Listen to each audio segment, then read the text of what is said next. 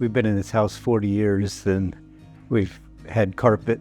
Every time it starts bunching up, at 2 or 3 occasions had it stretched, and it just goes right back to the same. So we decided we need to do something more permanent, so we looked into the flooring and then found out about this vinyl flooring. It's supposed to be really good these days, so we went with that. My son is a realtor, and he had been do some work a couple of times, I believe, and was very happy. And so that's the reason I contacted him in the first place. We were happy with his bid and obviously happy with the finished product.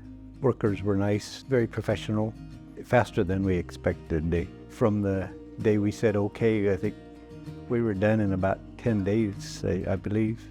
It was down to 2 choices, and this one won out, but they were both very similar shades. I think we achieved the effect we were looking for. The look, it's so different, and both my wife and I love it. We were both amazed.